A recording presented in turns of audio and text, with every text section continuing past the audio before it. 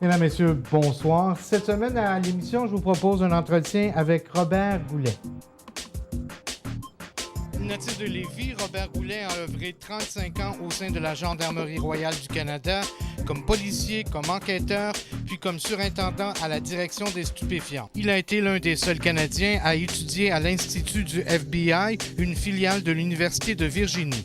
En 2005, il décide de s'impliquer en politique municipale et il est élu maire de l'Ange-Gardien en 2009. Robert Goulet, merci d'accepter notre invitation. Ça fait plaisir. Question de préciser, on est en pleine campagne électorale au moment où l'émission est diffusée, mais on enregistre ici à l'été 2013. Donc, on ne sait pas si vous êtes encore maire de l'Ange-Gardien ou si... Mais en fait, on va parler de toutes sortes de choses, peut-être pas de politique par contre. Je vous en prie. Donc, vous êtes natif, on le disait, de Lévis. Votre père était ouvrier. Combien d'enfants à la maison chez vous? 5 enfants. 5 enfants. Et vous étiez dans donc une famille d'ouvriers, une famille, j'imagine, où les valeurs familiales étaient importantes. Oui, effectivement. Et c'est une chose que notre père nous a transmis, qui, lui, les avait reçus de son père. C'était une famille côté très, très serrée. Et là, je me rappelle, lorsque j'étais petit, là, à Lévis, on était tout près. La ferme familiale était à Saint-Isidore, qui est maintenant Beauce-Sud. C'était à Dorchester à l'époque, le comté. Et presque tous les dimanches, on allait chez mon grand-père à la ferme et on a donné un petit coup de main. Puis on était toujours là pour un repas. Puis puis on a passé, nous, on était les 3 garçons chez nous. On était les 3 seuls porteurs du nom.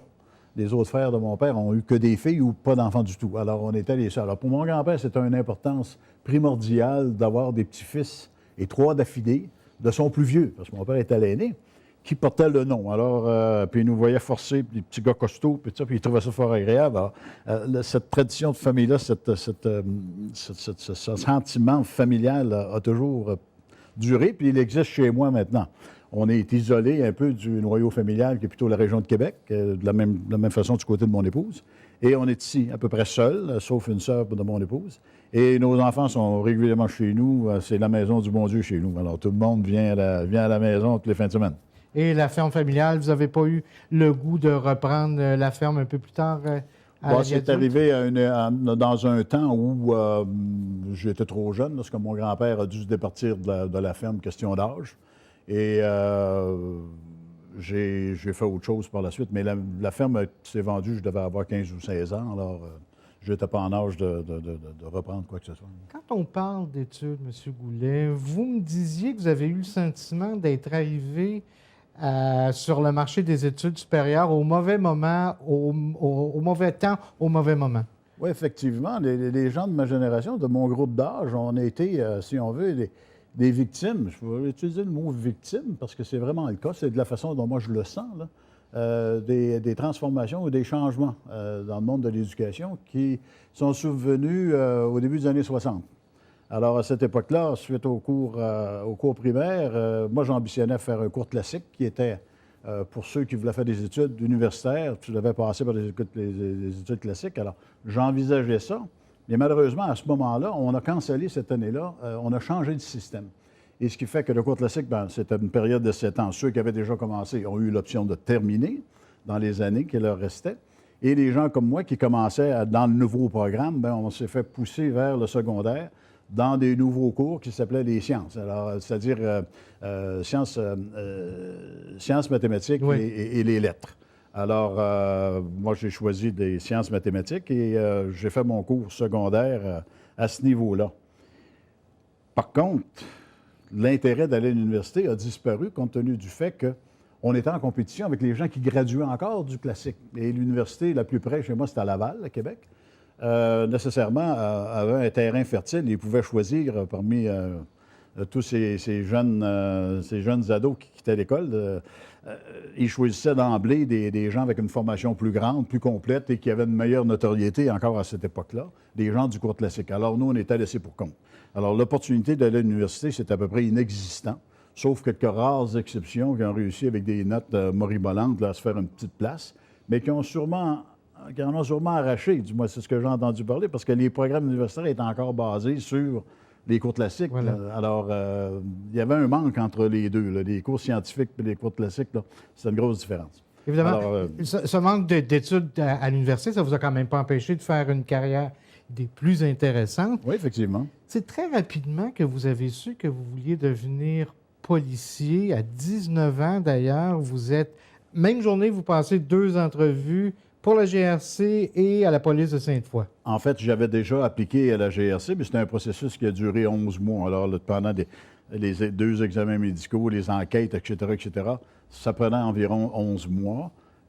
Durant cette période-là, la police de Sainte-Foy a fait de la publicité. On recrutait des jeunes hommes. On ne parle que d'hommes dans la police à l'époque. Voilà. On recrutait des jeunes hommes pour la police municipale de Sainte-Foy. Alors, n'étant pas sûr d'être accepté dans la GRC, alors j'ai quand même mis ma candidature.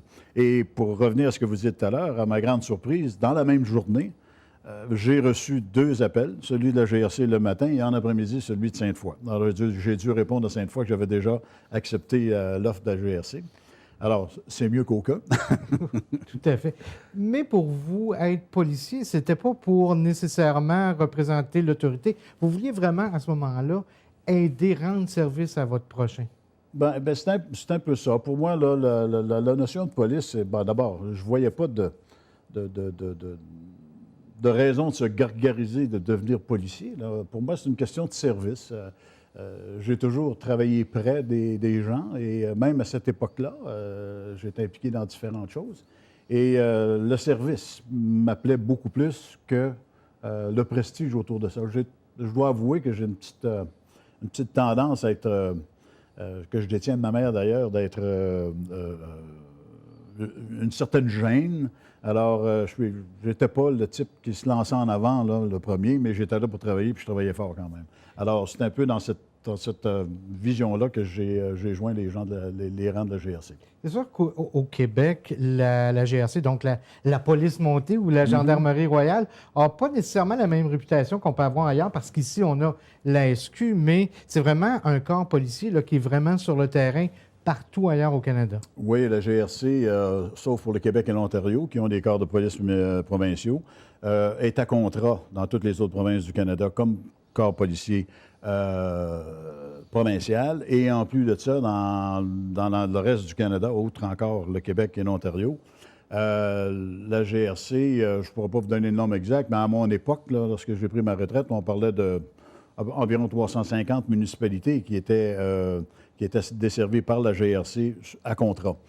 Et de ça, en Colombie-Britannique en particulier, il y avait des corps policiers, il y avait ce qu'on nous en appelait un détachement qui servait une municipalité, des détachements de 150 à 175 individus parce que c'était quand même de grandes villes. Alors, il y a vraiment, là, la GRC avait 3 fonctions tout à fait distinctes, le provincial, le fédéral et le municipal. Et souvent, lorsqu'on voyageait au Canada, ou on le fait encore aujourd'hui, on peut voir différents édifices de la GRC, puis on dit, il y a plusieurs édifices. C'est qu'il y a la fonction fédérale qui s'occupe des lois fédérales et tout ce qui est sécurité, etc. Après ça, celle qui fait la province et celle qui fait le contrat municipal. Alors, on peut retrouver 3 édifices dans la même ville, avec des mandats différents, et ces gens-là se rapportent, le municipal nécessairement à la municipalité, le provincial à la province en question et le fédéral au gouvernement fédéral. Et vous avez été à la GRC pendant 35 ans. Vous avez évidemment gravi les échelons, d'abord comme policier, ensuite comme enquêteur. On va parler un petit peu plus tard là, de votre cheminement. Qu'est-ce que vous gardez comme souvenir de votre travail sur le terrain auprès de la population, M. Goulet? Une bonne coopération dans l'ensemble, tout dépendant nécessairement dans le milieu dans lequel on travaille. Il y a des endroits, il y a des milieux qui sont plus faciles que d'autres. J'ai travaillé beaucoup, moi, dans le milieu des stupéfiants. Je fais probablement au total au moins 15 ans là, dans le domaine des stupéfiants à différents rangs, différents niveaux. Et je dois dire que normalement, on était bien perçu, ce groupe d'enquêteurs était bien perçu par la population compte tenu des dommages que la drogue peut causer à notre jeune population et tout ça, même aujourd'hui aux adultes. Mais dans d'autres secteurs, des fois, c'est plus difficile. Les gens apprécient moins notre action parce qu'ils se sentent directement interpellés. Et on est des êtres humains, on n'est jamais coupable de rien, nécessairement. Alors, c'est difficile à accepter de se faire dire qu'on a des torts. Donc, vous travaillez 35 ans à la GRC, mais à travers tout ça, parce qu'on parlait tantôt là, de vos études, vous n'avez pas fait des études universitaires comme vous auriez voulu faire, mais vous avez quand même fait beaucoup de formations, des formations d'appoint à différents endroits. Votre sœur, à un moment donné, qui vous présente celle qui allait devenir votre femme et qui vous a attendu pendant un bon bout de temps, le temps de certaines formations. Oui, oui, oui. Bien, effectivement, mon épouse, France, c'est ce qu'on appelle communément mon ami d'études. Alors, j'ai connu France à l'époque où on était encore à l'école. Ma sœur, qui était dans sa classe, nous a présenté pour une soirée, une sortie. Et ça a été le début d'une grande affaire. Alors, plus tard, bien, lorsque j'ai été appelé à la GRC, j'ai dû quitter pour Regina. Et à ce moment-là, bien, on disait 8 mois, puis ça a été réduit à 6 mois au tout début lorsque j'ai commencé. Alors, je devais quitter pour cette période-là. Et tout en pensant que fort probablement, je pouvais me retrouver n'importe où au Canada. Ça pouvait être dans l'Ouest, dans les Maritimes et tout ça. Alors, on ne s'est pas perdu de vue. On était conscient que ça pouvait peut-être se terminer là. Mais la situation au fait, puis je crois bien que notre sentiment était assez grand, où on a continué à correspondre, à se téléphoner, et puis on a en France encore toutes les lettres, c'est sentimental. Et finalement, la chance a joué de notre bord. Finalement, suite à la formation de base, on est juste avant Expo 67, alors j'ai gradué en novembre 66. Et la GRC ramenait au Québec, pour fin de sécurité à l'Expo, tous les éléments francophones ou bilingues qui pouvaient exister à travers le pays, du moins qu'on pouvait le faire, parce qu'on avait besoin de beaucoup de personnes pour la sécurité à Terre des Hommes. Alors, d'emblée, je suis revenu, puis j'ai été stationné à Montréal, où j'ai fait mes débuts aux stupéfiants, effectivement, en débutant. Alors, de là, je suis retourné chez mes parents à Québec. À ma grande surprise, ma blonde est là à la maison pour souper. Puis notre histoire a continué et 2 ans plus tard, on était mariés. 4 enfants qui sont nés de cette union-là. Et vous avez tenu, parce que votre épouse avait déjà une carrière, France avait déjà une carrière de puéricultrice, mais au moment où les enfants sont arrivés, vous avez fait le choix tous les deux que France ne travaillerait pas à l'extérieur, avec tous les sacrifices que ça peut impliquer là, au niveau financier. Oui, bien, c'était la décision de France. On en a parlé, puis elle était libre de faire ce qu'elle voulait, et elle a décidé de s'en. Elle était puéricultrice, donc elle adorait les enfants, elle passait sa journée avec les enfants. Alors pour elle, avoir des enfants, c'était important. Et finalement, ben, ça n'a pas tardé. Dans la première année, on a eu l'aînée Sophie, et qui a été suivie pas longtemps après des jumeaux, Benoît et Michel. Et là, on s'est calmé un petit peu, là, parce que sur un salaire, il fallait quand même vivre, les occupations, puis 3 enfants qui suivent assez rapidement. Anecdote intéressante, l'avenue des jumeaux avec un bébé de 22 mois. À l'époque où il n'y avait pas de couches de papier, c'était des couches de coton. Je dois vous dire que cette dame-là, on en avait des couches. et le troisième qui est arrivé 8 ans plus tard, et pas par accident. Si vous permettez, M. Goulet, on va prendre une petite pause et on revient tout de suite après. J'en prie. Je m'appelle Clémence. À ma naissance, il me manquait un pied, fait que j'ai une prothèse. C'est très utile. Quand je suis à l'école, il n'y a rien que moi qui est amputé. Au séminaire, il y a des amputés de guerre.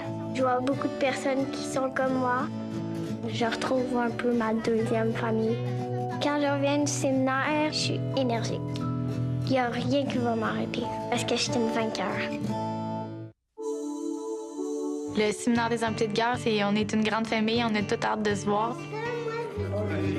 Il y a des grands, il y a des petits, puis les grands apprennent des petits comme les petits apprennent des grands.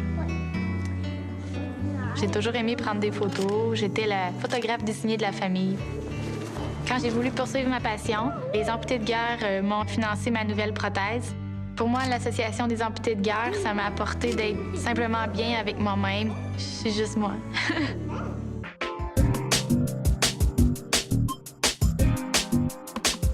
On est de retour à l'émission pour continuer notre entretien avec Robert Goulet.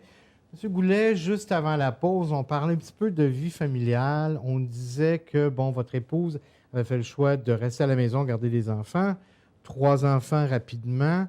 Le petit 4e qui est arrivé 8 ans plus tard, et pour beaucoup de personnes, beaucoup de gens, c'est un accident. Mais vous me disiez que ce n'est pas du tout le cas. C'est un choix que vous aviez fait à ce moment-là. Oui, c'est un choix. C'est un choix familial. C'est ça qui est intéressant, c'est que lorsque une journée de beau temps, on est seul à la maison, mon épouse et moi, puis les enfants sont tous partis. Ils sont assez grands maintenant, ils ont des activités, ils ont quitté. puis on réalise qu'on peut devenir de jeunes vieux. C'est un peu apeurant, tout ça, là. On aime les enfants, on aime l'ambiance des enfants et tout ça. Et France me dit, bon, pourquoi on n'en a pas un autre? Alors, je dis, ça va pas, là. Moi, je n'avais pas pensé à ça du tout. Et puis, finalement, après en avoir discuté pendant un certain temps, on a dit, pourquoi pas? Mais il va falloir en parler aux enfants parce que ça va affecter leur vie. Parce qu'on avait une fille aînée de 10 ans et des jumeaux qui avaient 8 ans. Alors, on a profité d'une belle soirée pour en discuter avec eux. On a fait un petit conciliabule de famille pour leur dire comment ça pourrait déranger leur vie d'avoir un bébé à la maison, ça pourrait changer les habitudes et tout ça. Et ils étaient tellement excités qu'on n'a pas pu faire autrement que d'aller dans cette direction-là. Alors, ça est arrivé. On a eu un petit garçon.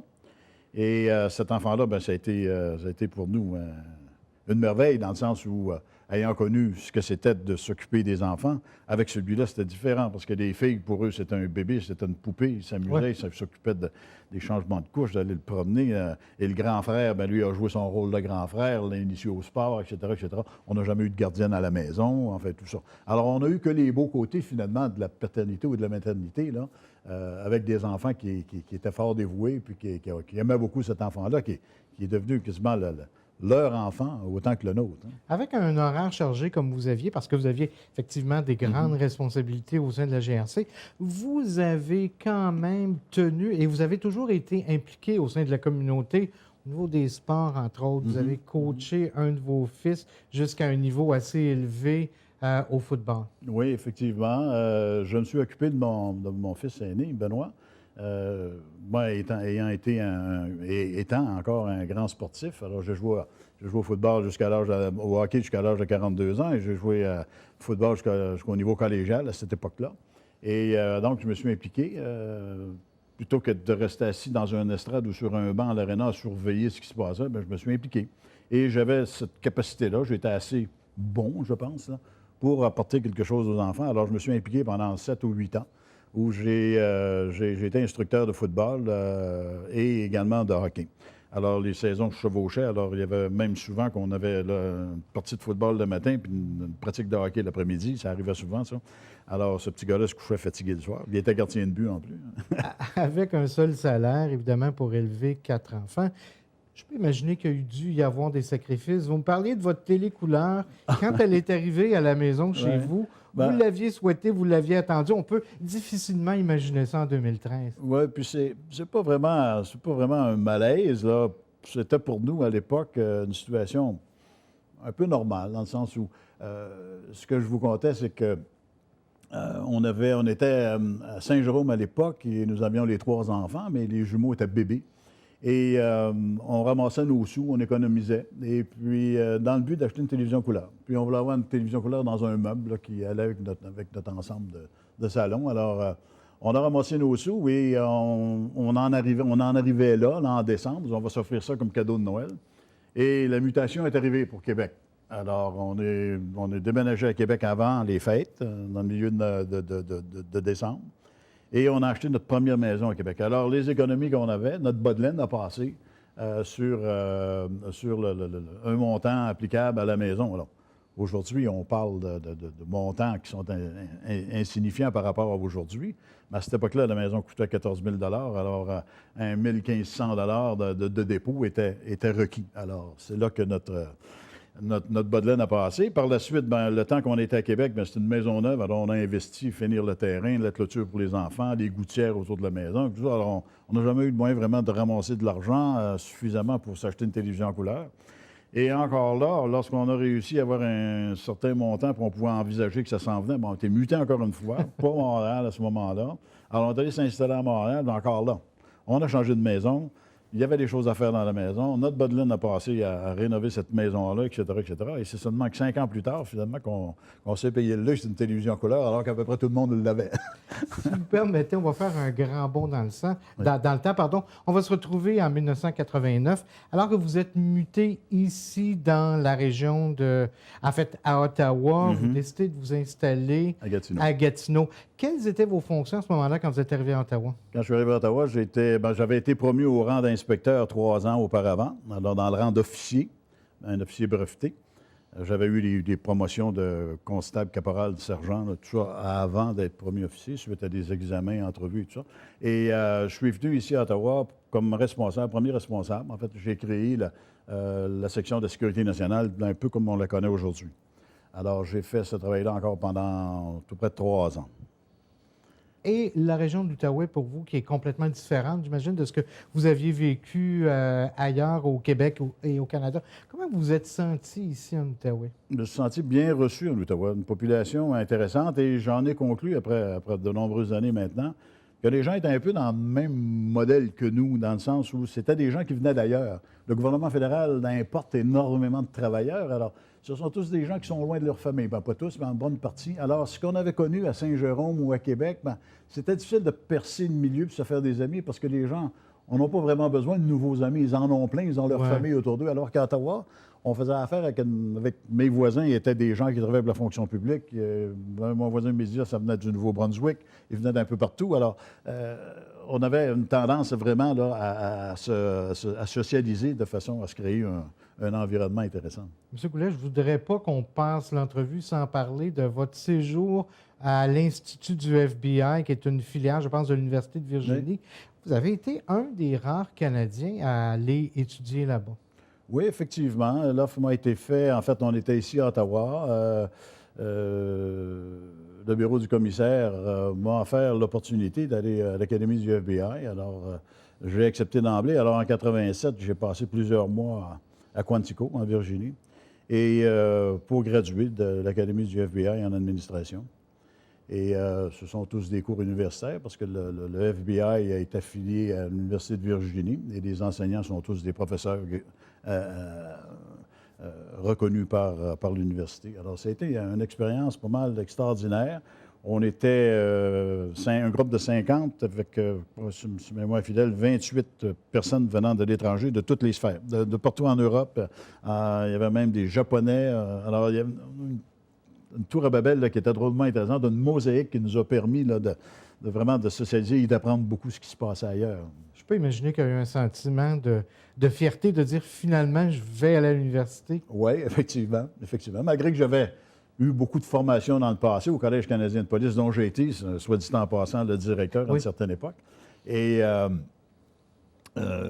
j'avais pris aussi des cours en administration au cégep pendant un certain temps lorsque j'étais à Montréal et tout ça. Alors, j'avais parfait mon éducation. 2001, lors de la retraite, et vous vous souvenez exactement de la date où vous avez annoncé votre retraite? Oui. J'ai annoncé ma retraite. En fait, j'avais 35 ans de complété de service le 6 mars de l'année suivante. Alors, j'ai annoncé ma retraite et puis je suis parti en février finalement, après avoir déduit là, des journées de congé qui m'étaient dues, etc., etc.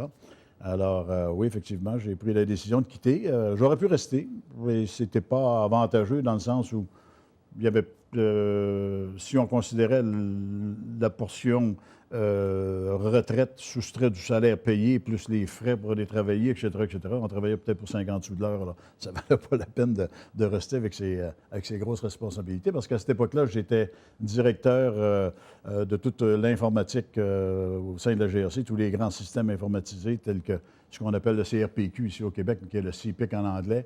J'avais également les banques de données des dossiers criminels, les personnes recherchées, les enfants disparus, etc., etc. Alors, plus tout le programme d'identité judiciaire à travers le pays pour le Canada. Et également, j'ai été impliqué j'avais un groupe de 400 personnes qui travaillaient dans le développement du système qui a été aboli maintenant, le contrôle des armes à feu. Alors, ça a été, là, dans mon dernier poste, ça a été un poste drôlement occupé. Mais malgré votre passion pour votre travail, malgré que vous en mangiez littéralement, il n'y a jamais eu de deuil à partir du moment où vous avez quitté? Non, parce que je m'étais fait l'idée depuis fort longtemps qu'en 2001, la retraite arriverait. Et j'avais planifié planifier des choses à faire. J'ai même reçu des invitations, des offres de certains ministères ou même que certains, comment est-ce qu'on appelle ces gens-là, les chasseurs de tête. Chasseurs de tête. M'avaient appelé pour le poste vacant de la police d'Ottawa à cette époque-là. Je dis non, merci. Moi, j'ai déjà donné. Alors, non, j'avais des choses à faire. J'avais planifié. Entre autres, on avait acheté l'année d'avant le terrain ici à l'Ange-Gardien sur la rivière du Lièvre. Et on avait tout un programme, une planification de construction de résidence, parce que mon épouse et moi, ayant déménagé souvent, bon, on a eu toujours de bonnes maisons, mais c'était jamais la maison parfaite. Donc, on s'était dit, à la retraite, on pourra pallier à ça. Alors, on s'est dessiné une maison à notre goût et c'est ce que j'ai construit. J'ai eu quand même une certaine habilité aussi, là. Alors, j'ai fait monter la structure et j'ai fait toute cette maison-là, construite. Et tout ça. Mais on ne peut pas arrêter, j'imagine, M. Goulet, d'être impliqué. Quelques années, en fait, c'est 3 ou 4 ans plus tard que vous décidez de vous lancer dans l'arène politique municipale comme conseiller. Ou à peu près, mais avant ça, j'avais accepté l'offre du maire de l'époque de représenter la municipalité au CLD. Alors, ça fait une douzaine d'années que je siège au conseil d'administration du CLD. Par la suite, j'ai été justement intéressé par l'aspect politique. On m'a demandé si je voulais me présenter. Alors, j'ai été conseiller 4 ans. Là, j'ai 4 ans de fait comme maire. Puis, j'envisage... J'ai de la difficulté à m'arrêter parce que pour moi, c'est important de me tenir occupé. Je suis un peu comme une éponge. Hein. Je me couche le soir en pensant que j'ai appris quelque chose. Je suis un peu plus intelligent. Alors, ça me motive de le faire. Et j'ai toujours cette notion de service. Pour moi, là, je travaille pour la population, j'ai rien à gagner. J'ai une retraite dorée, là. Je fais partie des privilégiés de la société. Alors, c'est pour ça que je suis resté impliqué, parce que j'avais un peu le sentiment que je devais remettre jusqu'à un certain point ce que la vie m'a donné. Mais vous auriez pu, en septembre 2013, en fait, l'automne dernier ou le printemps dernier, vous auriez pu annoncer que non, vous ne vous représentiez pas, mais vous avez décidé de revenir pour tenter de vous présenter pour un autre mandat. Oui, effectivement, parce que je considère qu'il y a encore des choses à faire. On a fait évoluer beaucoup la municipalité, le conseil actuel, et il y a encore beaucoup de choses à faire. Il y aura toujours des choses à faire. Je ne suis pas éternel, alors on peut penser que ce sera probablement mon dernier mandat, parce que j'aurai quand même 71 ans à la fin de ce mandat-là. Et pour moi, c'est important. Je ne pouvais pas envisager de retourner dans mes terres et avoir pratiquement rien à faire. Il faut que je m'occupe, il faut que je sois actif. Voilà. Alors, on va suivre votre carrière de près, M. Goulet. Merci infiniment d'être venu nous rencontrer, de nous avoir parlé un petit peu de ce qui vous anime. Bonne chance pour la suite. Alors, c'est ce qui complète notre émission pour aujourd'hui. Mon nom est Michel Pilote, au nom de toute l'équipe de TVC Basse-Sièvre. Je vous souhaite une bonne fin de soirée sur nos ondes. On se revoit la semaine prochaine pour une autre émission Entretien. Merci. Bonsoir.